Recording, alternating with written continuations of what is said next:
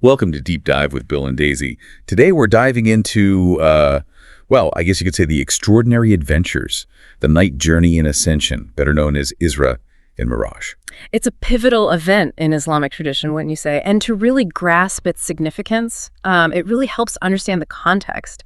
This journey took place during a time of immense hardship for the Prophet Muhammad. Okay, so paint the picture for us. What was happening in the Prophet's life around 621 CE when this all took place? Imagine a period of profound loss. The Prophet had recently lost both his beloved wife Khadijah, who was his confidant and supporter, and his uncle Abu Talib, who had been a staunch protector.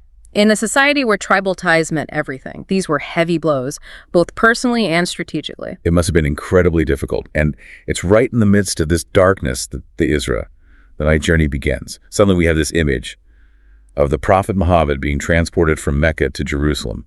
On the back of Buraq, this fantastical winged creature. It's a vivid image, isn't it? And the destination is just as significant. He arrives at Al-Aqsa Mosque in Jerusalem, a site revered even then. Remember, this is long before the mosque as we know it today was built. But the sanctity of the place, its connection to prophets before him, that was already deeply ingrained. So we have this incredible journey to a holy site. Then what happens? Something even more extraordinary. The Prophet Muhammad leads a congregation of all the prophets who came before him in prayer. Think about it. Adam, Moses, Jesus, all united under his leadership. It's a powerful statement about the continuity of revelation and the idea of one God. It really is. And this is just the Isra, the first part of the journey. Next comes the Mi'raj, the Ascension, which takes us on a whirlwind tour through the seven heavens. And each heaven holds its own wonders and insights. In the first heaven, he encounters Adam, the first human and prophet. This encounter is significant because it establishes a direct link between the first and the last prophet in Islamic tradition. Fascinating. So what about the second heaven? In the second heaven, he meets Yahya, also known as John the Baptist, and Isa, or Jesus. These figures are revered in both Christianity and Islam, and their presence here emphasizes the shared heritage of these faiths. It's not about separation, but rather a recognition of a common spiritual lineage. Okay, so we've met some pivotal figures already.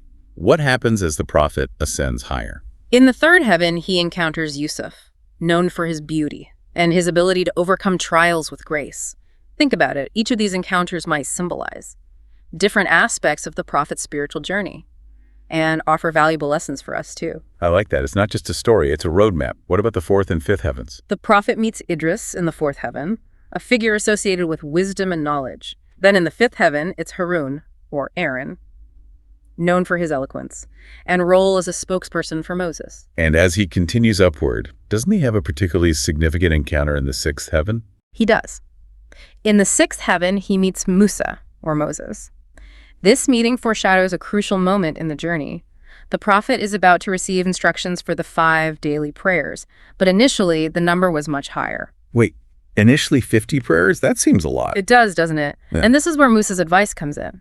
He urges the prophet to ask for a reduction, recognizing the burden it might place on the community. That's interesting. So even in this divine encounter, there's an acknowledgement of human limitations, a sense of compassion. Exactly. And it highlights a crucial aspect of the journey, and indeed of Islam itself, the concept of mercy.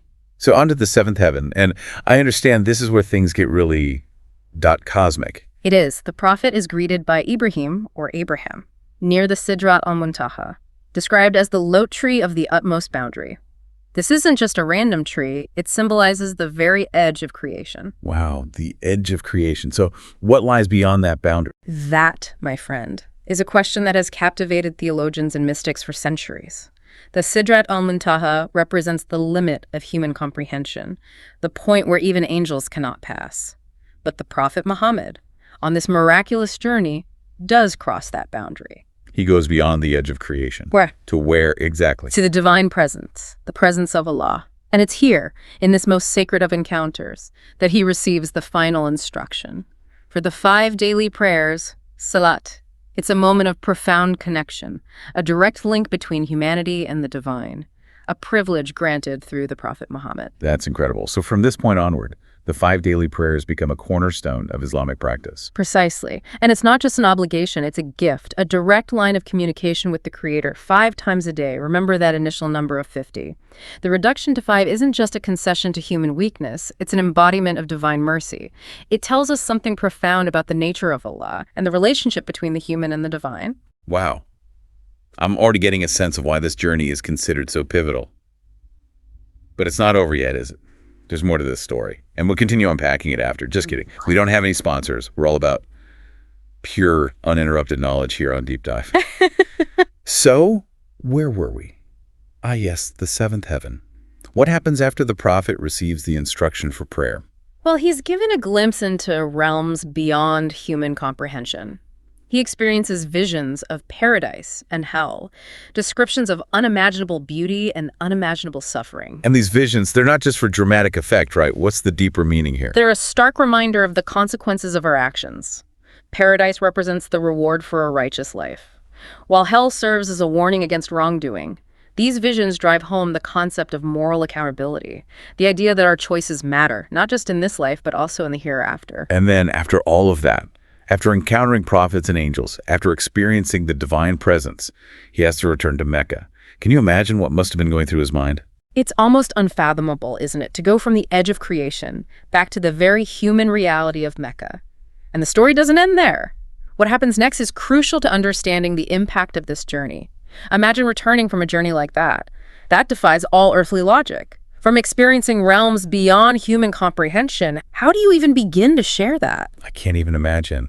It's like trying to describe a dream, but 1,000 times more intense and profound. So what did the prophet do? He shared his experience openly. He told the people of Mecca about his journey, about the wonders he witnessed, about the instructions for prayer he received. And how did people react? Did they believe him? As you might expect, there was a mix of reactions. Some were awestruck, recognizing the weight of his experience, but others were skeptical. They scoffed, they mocked, they questioned his sanity. It's hard to blame them, isn't it? We struggle to grasp concepts outside our own limited experience. Absolutely. So in the face of this disbelief, what happened? This is where Abu Bakr, the prophet's closest companion, steps into the story. He was known for his unwavering faith and his deep trust in the prophet. Right. Abu Bakr, later known as the Siddiq, the truthful. I'm guessing his response was different. It was. When others doubted, Abu Bakr didn't hesitate. He listened to the prophet's account with an open heart and declared his belief without a shadow of a doubt. Wow. That kind of unwavering support, that kind of trust must have meant the world to the prophet, especially at that moment. It did. And it reminds us of the importance of community, of having people in our lives who believe in us, who support us, even when the world doubts. It's a powerful reminder. And there's another detail that always fascinates me, the confirmation of the prophet's account by travelers. You're talking about the descriptions of Jerusalem? Exactly. Remember, the prophet had never been to Jerusalem before the Isra, yet he described it in vivid detail. And later, when travelers who had actually been to Jerusalem heard his account, they were astonished by its accuracy. It's almost like a layer of validation woven into the story itself, as if to say, even those who doubt now will eventually see the truth. It adds another layer of intrigue to this already incredible event. So, we've explored the context, the journey, the reactions, but we haven't really touched on the lasting impact of the Isra and Mi'raj. What makes this event so significant, not just for the prophet's time, but for Muslims throughout history? That's a great question. One of the most obvious legacies is the establishment of the 5 daily prayers, Salat. This journey didn't just introduce the concept, it solidified its place as a central pillar of Islamic practice. Like a direct link to the divine 5 times a day. Yeah. But it's not just about obligation, is it? No. It's about connection. It's about taking those moments to pause, to reflect, to reconnect with our Creator.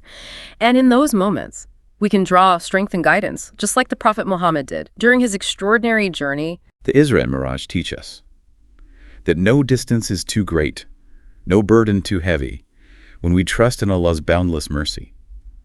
And that salah, those 5 daily prayers, are not just an obligation, but a privilege, a gift that connects us to something far greater than ourselves. Beautifully put. It's a reminder that even in our own lives, even when we face challenges or uncertainties, we can always turn to Allah for guidance and support. The journey might be different, but the message is the same.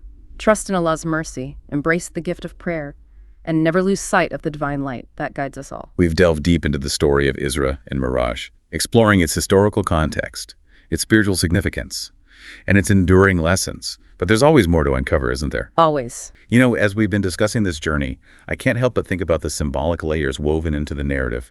It's not just a physical journey, right? Yeah, exactly. The Isra and Mi'raj are a profound spiritual journey as well. Think about the ascent through the seven heavens.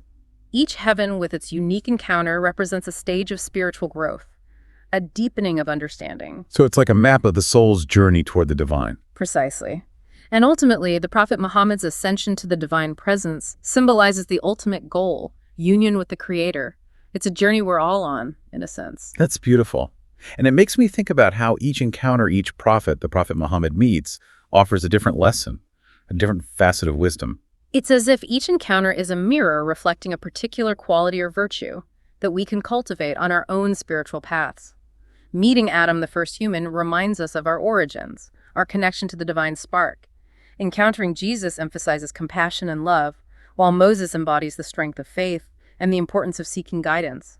And Yusuf, with his ability to overcome trials, remind us of the power of resilience and forgiveness. It's like each prophet embodies a piece of the puzzle, a quality we need to cultivate on our own journey towards spiritual wholeness. That's a great way to put it. And remember, this journey isn't always easy. There will be moments of darkness, of doubt, of despair, just like the Prophet Muhammad faced hardship before embarking on this incredible journey. We too will encounter challenges. But the Isra and Mi'raj remind us that even in those moments, we're not alone. Exactly. We have the gift of prayer, the guidance of the prophets, and the boundless mercy of Allah to guide us through. And just as Abu Bakr's unwavering faith provided strength and validation for the Prophet, we too can find solace and support in our communities, in the people who believe in us and walk beside us on this path. It's a powerful reminder that even though each of us is on a unique spiritual journey, we don't have to walk it alone. And as we reflect on this incredible story, let's remember that our own journeys, though they may not involve celestial steeds or visits to the heavens, are no less significant. The challenges we face, the lessons we learn, the connections we forge, these are all part of our own personal mirage, our own ascent toward understanding and closeness to the divine. So as we wrap up this deep dive into the Isra and Mi'raj, let's carry these lessons with us. Let's embrace the power of prayer, seek support from our communities, and never stop striving for spiritual growth, recognizing that even in the face of adversity, we're never truly alone. Beautifully said. Keep thinking, keep questioning, and keep exploring the depths of your own heart and soul. You never know what incredible journeys you might discover within. And on that note, we'll see you when I see you.